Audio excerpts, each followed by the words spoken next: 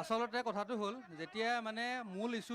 বিষয়বিলাক যেতিয়া উপস্থাপন হয় এই বিজেপিৰ বিধায়ক বা বিজেপিৰ কৰ্মীসকলে এটা উখল মাখল মানে এটা ইস্যু টাইপত পৰিৱেশ সৃষ্টি কৰি দিয়ে যাৰ জৰিয়তে সেই ইস্যুটোৰ পৰা আমি ফালৰি কাটিবলগীয়া হয় মূল কথাবিলাক কিন্তু তেখেতলৈ গুৰুত্ব নিদিয়ে আজি আপুনি মুখ্যমন্ত্ৰী যেনিবা মন কৰিব তেখেতসকলে যেতিয়া চিঞৰ বাখৰ কৰিব নালাগে এই চাওক দেখিছে নহয় তেখেতসকলে যে সৌম্য জ্ঞান নাই এইখিনিৰ পৰা উদাহৰণ এক 2 নম্বৰ কথাটো হ'ল মই বিজেপি কৰ্মীকে সুধিব বিচাৰিছোঁ আপোনাক 2 লাখ টকা কোনোবাই পাইছে নেকি সুধি দিয়কচোন অকণমান আপোনাক উঠিলে ভাল পাম 2 লাখ টকা মুদ্ৰালোন যে পাইছে এখন পাইছে নি নহয় পাইছে নি কৈ দিয়ক পাই দিছে পাইছে নি নহয় পাইছে নেকি এইবিলাক মনত বহি থাকক হৈ গ'ল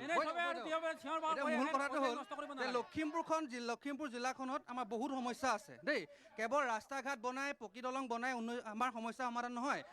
তেখেতসকলে ৰাস্তা ঘাট বনাইছে তেখেতসকলে তাৰ বাবে মই ধন্যবাদ দিছোঁ ৰাস্তা ঘাট বনাইছে কিন্তু তাৰ লগত যে 3 গুণ সমস্যা সৃষ্টি কৰিছে এই সমস্যাটো শুনি লওক মই ধন্যবাদ দিছোঁ না সমস্যাটো শুনি লওক না আপোনালোকে ৰাস্তা ঘাট বনাইছে ড্ৰেইনসমূহ বনোৱা নাই যাৰ কাৰণে পানী যাব নোৱাৰে মানুহৰ ঘৰত পানী সোমাই গৈছে গম পাইছেনে আপুনি খবৰ কৰক বৈজ্ঞানিক পদ্ধতি অৱলম্বন ৰাস্তা ঘাটবোৰ বনোৱা নাই যাৰ কাৰণে সঘনাই দুৰ্ঘটনা হ'বলগীয়া হৈছে ঠিক আছে ৰ'ব নাই হোৱা মোৰ কথা নাই হোৱা নাই ধৰি লওক এতিয়া ৰ'ব আমাৰ লখিমপুৰ এখন দুলুং বনাঞ্চল আছে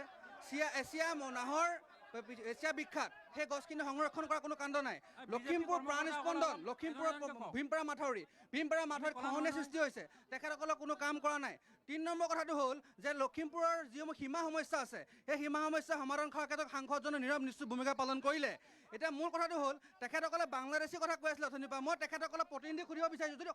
সাহস আছে তেখেতসকলৰ বুকুত যদি সঁচাকৈ দম আছে নহয় এজন কওক বাংলাদেশী খেলিছে বুলি এজন বাংলাদেশী খেলিছে বুলি কৈ দেখাওক না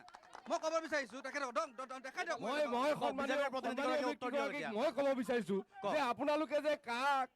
কেব নামত আন্দোলন কৰি চিঞৰ-বাখৰ কৰে ৰাইজৰ মাজত আপুনি কওকচোন বিজেপি গভৰ্ণমেণ্টত এজন বাংলাদেশী বা কেবৰ নামত অসমলৈ আহিছে বুলি কওক আপুনি কওক আপোনালোকে আন্দোলন কৰে এণ্ট্ৰি নকৰাকৈ আহিব পাৰে আপোনালোকৰ সভাপতিয়ে কৈছে 20 লাখ বাংলাদেশীয়ে অসমত সংস্থাপন পাব ইছ্যু ডাইভাৰ্ট নকৰিব আপোনালোকৰ সভাপতি বিজেপিৰ সভাপতিয়ে কৈছে 20 লাখ বাংলাদেশী সংস্থাপন পাব বুলি 20 লাখ বাংলাদেশীয়ে সংস্থাপন পাব বুলি আপোনালোকৰ সভাপতিয়ে কৈছে ক'ব লাগে কাৰণে কথা ৰাস্তা ঘাটৰ কথাটো কৈছে তেখেতে পথ নিৰ্মাণ কৰা হৈছে কিন্তু ড্ৰেইন নাই নিৰ্মাণ বিসংগতিৰ কথা কৈছে তেখেতৰ থিংকিংটো চাওক যদি গ্ৰাম্য ৰাস্তা পথবিলাক উন্নয়ন কৰা নহয় তেতিয়াহ'লে গ্ৰাম্য অৰ্থনীতিটো ক'ৰ পৰা আগবাঢ়ি যাব যদি গাঁৱত গৈ চৰকাৰে চাউল ধান কিনিবলৈ নাযায় কংগ্ৰেছৰ দিনত গৈছিলে নেকি আজি চৰকাৰে গাঁৱত গৈ ধান কিনিবলৈ যায় নিৰ্মাণ বিসংগতি কিবা হৈছে নেকি চৰকাৰৰ দিনত বাংলাদেশী হোৱা নাই IMDT বাতিল কৰিছিলে বিজেপিয়ে আৰু কেব আৰু কাৰ নামত কোনো বাংলাদেশী আজি তাৰিখত আপোনাক মই সুধিছো এজন বাংলাদেশীৰ নাম কওক আপোনালোকৰ সভাপতিয়ে 20 লাখ বাংলাদেশী অসমৰ সংস্থাপন বুলি কৈছিলে নে নাই কৈ দিয়ক আপুনি কৈ দিয়ক লখিমপুৰৰ কথা কৈছোঁ দেই মই তেখেতসকলে খেতিৰ কথা কৈছে নহয় আপুনি আজি গৈ এগ্ৰিকালচাৰ অফিচত খবৰ কৰক লখিমপুৰৰ 14 হেক্টৰ ভূমি চন পৰিলত খেতি কৰিব নোৱাৰিলে কাৰ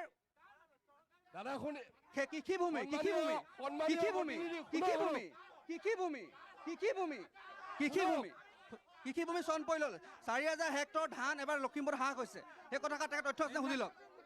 আজিৰ তাৰিখত বিজেপি চৰকাৰে খিলঞ্জীয়া কৃষিভূমি দিছে